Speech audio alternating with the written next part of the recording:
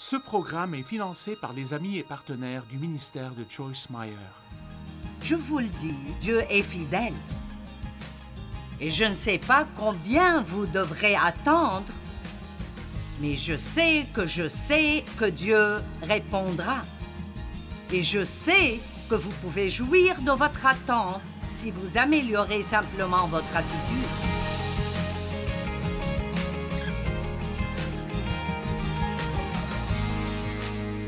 Ne soyez pas surpris si vous passez par des choses. Dieu vous fait grandir. Vous ne remerciez peut-être pas Dieu pour cela maintenant, mais je remercie Dieu maintenant pour certaines des expériences les plus difficiles que j'ai eues dans ma vie et certains des endroits où Dieu m'a mise qui étaient justes. Je veux dire des chrétiens qui faisaient des choses et traitaient les gens de façon qui n'était juste pas bonne. Et je ne comprenais pas pourquoi j'étais là. Et vous savez quoi? Je n'ai pas appris quoi faire, j'ai appris quoi ne pas faire. Et parfois, la seule façon d'apprendre à ne pas maltraiter d'autres personnes est d'être dans une situation où vous êtes injustement maltraité. Allez. Et puis, vous savez, vous apprenez parce que vous savez ce à quoi ça ressemble. Vous ne savez pas ce que j'ai dû traverser pour pouvoir vous aider aujourd'hui. Je plaisante. Eh bien, pas vraiment, mais... Je suis si heureuse d'être passée par tout cela. Je ne suis même pas désolée à propos de mon enfance, parce que ça fait partie de qui je suis aujourd'hui. Job a attendu, Ruth et Esther ont attendu, j'ai attendu. J'attends toujours certaines choses maintenant. Combien d'entre vous attendent quelque chose? Eh bien, je ne peux rien faire concernant cette attente, mais je peux vous aider à apprécier la vie alors que vous attendez. C'est la clé. Je peux vous aider à apprécier la vie alors que vous attendez. Mon Dieu, comme cela énerve le diable. Jean 10, le voleur vient seulement pour voler, tuer et détruire. Mais Jésus a dit, je suis venu... J'aime cela, ça détruit tout le plan du diable. Je suis venu... Et cela clôt la discussion. Je suis venu afin que les hommes aient et jouissent de la vie, une vie abondante remplie jusqu'à déborder. Pourquoi ne pas rendre le diable en colère et commencer à jouir de votre vie?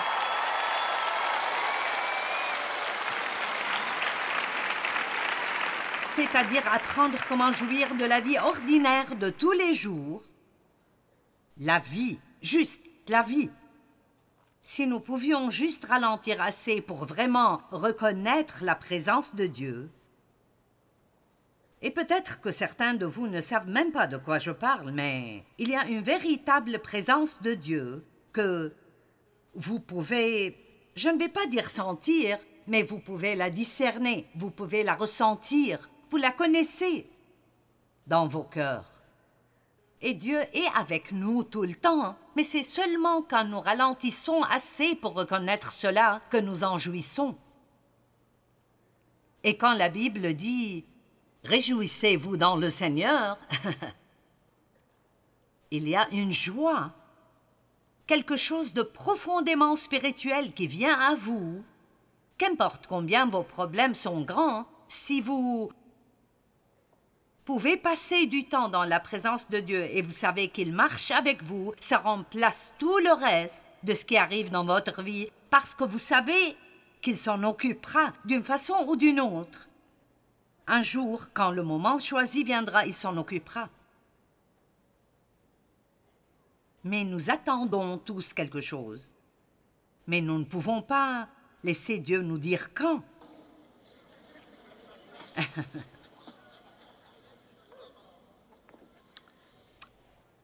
Combien plus longtemps, Seigneur? Devrais-je supporter ça? Quand vas-tu changer, mon mari? Je ne parle pas de mon mari, il est parfait. Au moins, il pense qu'il l'est.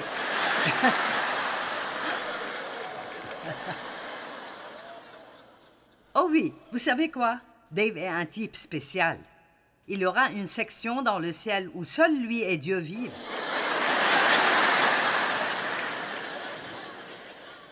J'ai demandé à Dave, parce que j'aime parler aux gens à propos de ce genre de choses. J'ai dit, « Quelle est ta plus grande faiblesse? » Et il n'a pu penser à rien.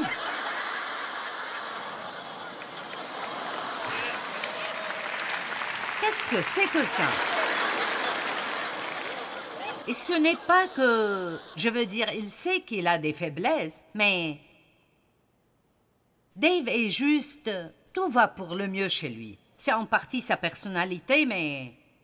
Il n'est pas du tout anxieux, insécurisé. Il s'en fout de ce que les gens pensent de lui.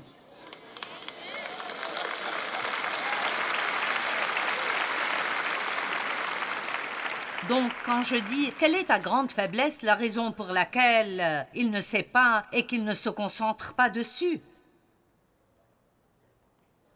Il ne se concentre pas dessus parce qu'il pense, eh bien, Dieu me connaît et il sait ce qui est bon et il sait ce qui ne l'est pas et je lui fais confiance pour s'occuper des choses. Et c'est là que la vie devient belle. Maintenant, si vous me demandez quelle est ta faiblesse, je peux en nommer quelques-unes. Parce que j'ai essayé si dur de changer. Allez, vous comprenez, j'ai essayé. Et essayé. Dieu, qu'est-ce que tu veux que je fasse?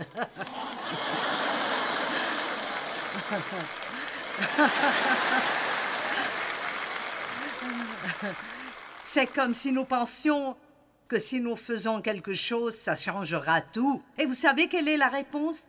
Il voudra que nous le croyions, que nous lui fassions confiance, que nous l'attendions avec une bonne attitude.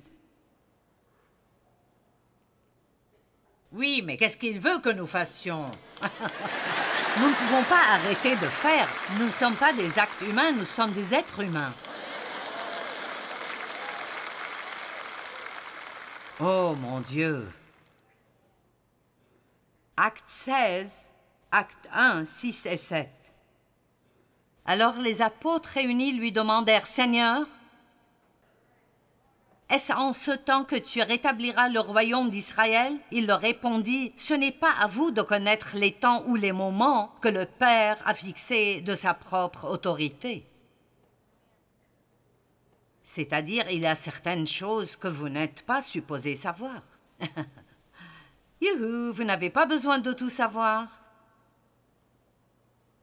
Dites à votre voisin, tu n'as pas besoin de tout savoir.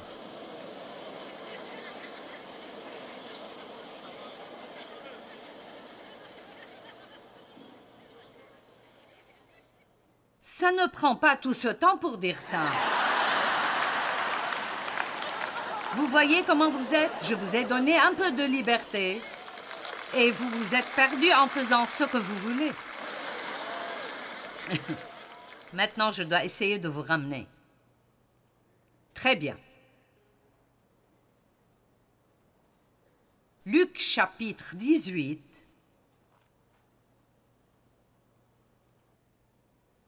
Verset 1, Jésus leur adressa une parabole pour montrer qu'il faut toujours prier et ne point se relâcher.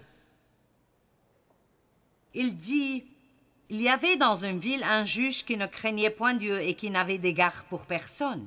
Il y avait aussi dans cette ville une veuve qui venait continuellement lui dire, « Fais-moi justice de ma partie adverse. » Pendant longtemps, il refusa, mais ensuite il dit en lui-même, « Quoique je ne craigne point Dieu et que je n'ai d'égard pour personne, néanmoins parce que cette veuve m'importune. » Allez, j'ai dit à Dieu que je n'allais pas me taire. Et je vais continuer jusqu'à ce que je voie du changement. Laissez Dieu savoir que vous n'allez pas abandonner. Ce n'est pas de l'impolitesse. Elle venait continuellement lui dire « Fais-moi justice ». Pendant longtemps, il refusa. Mais ensuite, il dit en lui-même « Quoique je ne craigne point Dieu et que je n'ai d'égard pour personne, néanmoins parce que cette veuve m'importune, je lui ferai justice, afin qu'elle ne vienne pas sans cesse me rompre la tête. » Le Seigneur ajouta, « Entendez ce que dit le juge inique.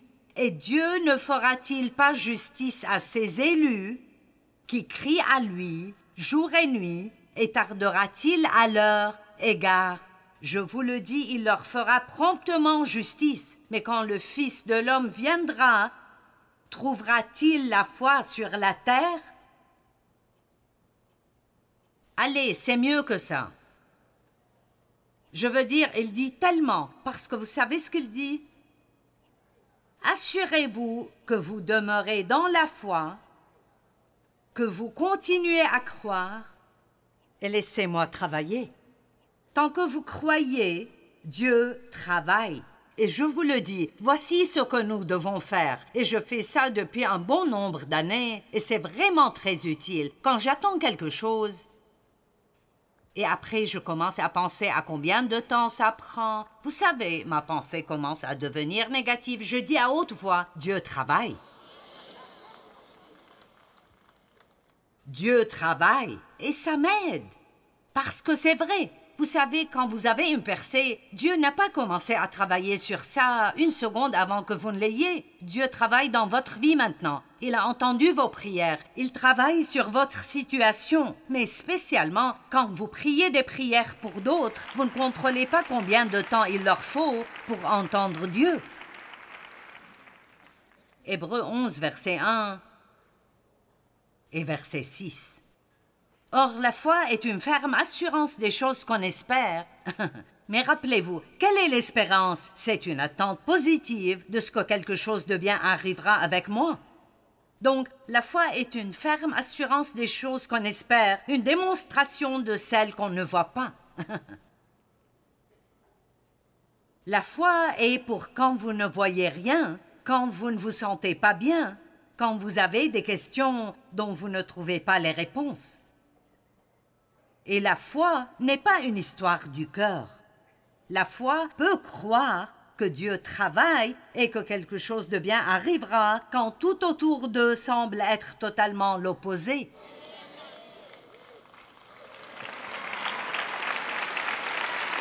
Peut-être que nous devons juste simplifier les choses et avoir un peu d'instruction sur le fait de retourner à la foi simple. Je crois Dieu.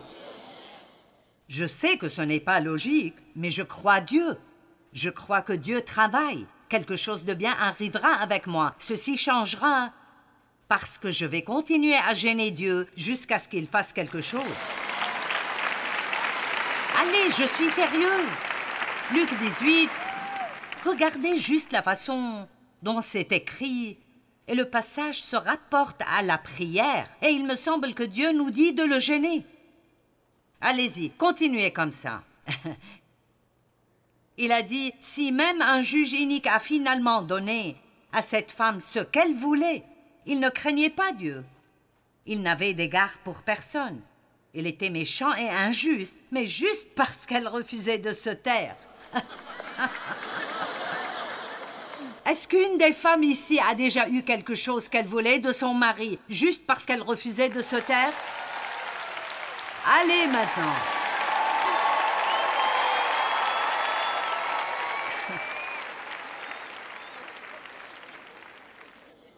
Eh bien, vous comprenez.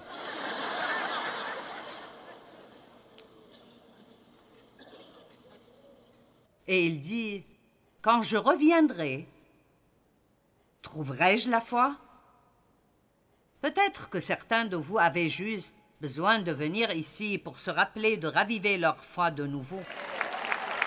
Oui, vous êtes fatigués, vous êtes essoufflés. Vous travaillez dur et vous croyez en Dieu. Et vous attendez depuis une éternité que cet enfant change, ou pour que vos finances changent, ou pour que vous changiez, ou je ne sais pas. Mais je suis là pour vous dire, je suis passé par là, et je passe encore par cela, dans différentes saisons à des moments différents. Et je vous le dis, de la parole de Dieu, et d'après mon expérience et l'expérience de beaucoup d'autres, que Dieu est fidèle. Et je ne sais pas combien vous devrez attendre, mais je sais que Dieu répondra. Et je sais que vous pouvez jouir de votre attente si vous améliorez simplement votre attitude.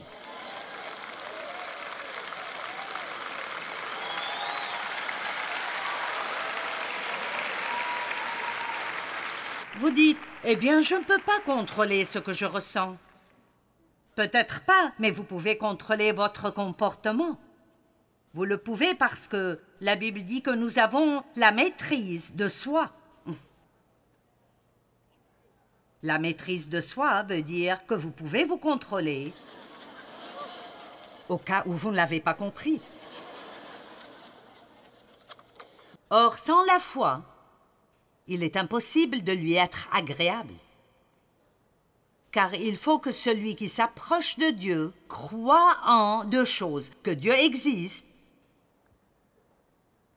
et qu'il est le rémunérateur.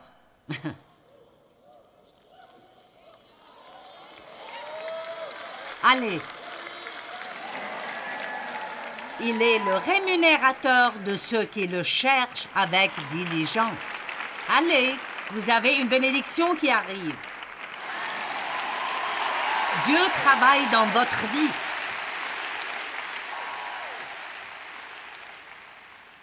Et vous savez quoi? Le diable vous fera peut-être face, et il pourrait avoir une crise après l'autre, mais il ne vaincra pas Dieu et vous travaillant ensemble.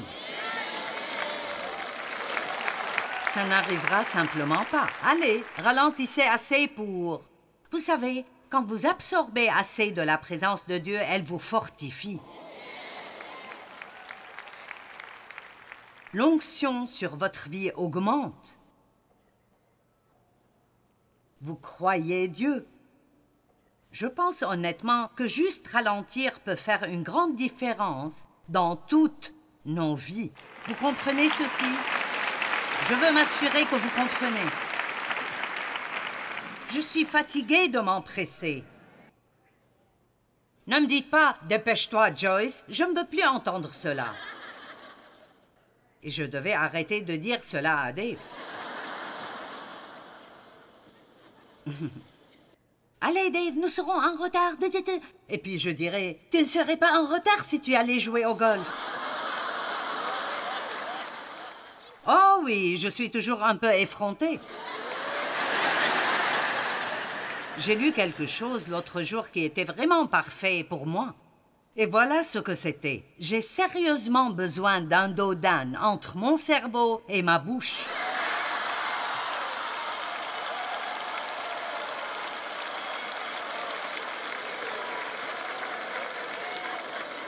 Combien d'entre vous en ont besoin aussi? Et puis mon fils est allé au centre commercial et il m'envoie cette note. « Maman, je t'ai acheté une nouvelle blouse. » Et j'ai eu un bon sentiment chaleureux. J'ai pensé, eh bien. Et puis, il m'envoie une photo de la blouse. Et c'est une blouse noire avec de grandes lettres blanches qui disent « Si ma bouche ne le dit pas, mon visage le montrera. » Ah. Oh oui, ma famille pense qu'ils sont vraiment drôles.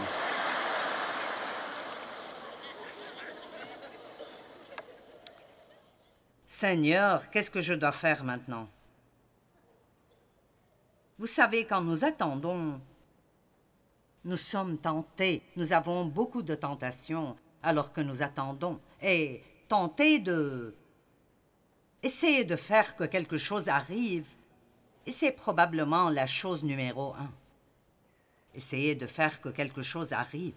Comme Abraham et Sarah, ils attendaient et elle a été fatiguée d'attendre et donc Sarah a une grande idée et Abraham va avec. Elle décide que si elle ne tombe pas enceinte, alors elle laissera Abraham avoir une deuxième femme. Je veux dire, c'est stupide depuis le début.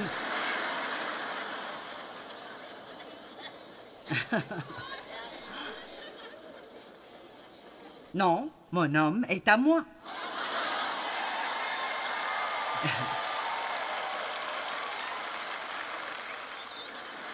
Et ne le regardez même pas trop longtemps.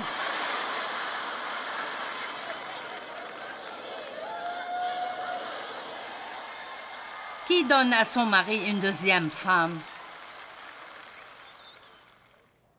Eh bien, de toute façon, faire marcher les choses vous-même.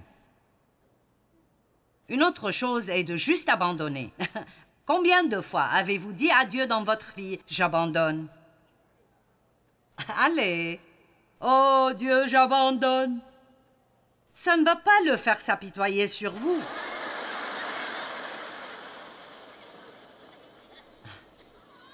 Eh bien, j'abandonne. Vous dépasserez cela et vous continuerez.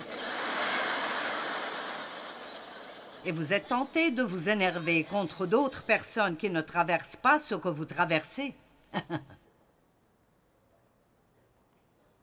Jaloux des personnes qui ne semblent jamais avoir de problème dans la vie et pour qui tout semble, vous savez, allez bien pour eux. Vous êtes malade tout le temps et votre ami n'a jamais même eu un rhume. Et vous l'aimez avec l'amour du Seigneur, mais vous ne pouvez pas le supporter.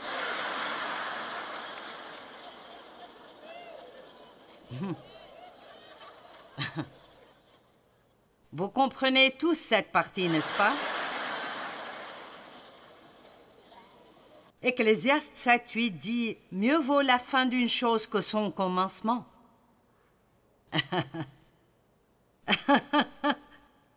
Elle trouve cela drôle. Mieux vaut un esprit patient qu'un esprit hautain. Maintenant, comprenez cela. Mieux vaut un esprit patient qu'un esprit hautain. L'orgueilleux essaye de prendre les choses en main et fait que quelque chose arrive lui-même.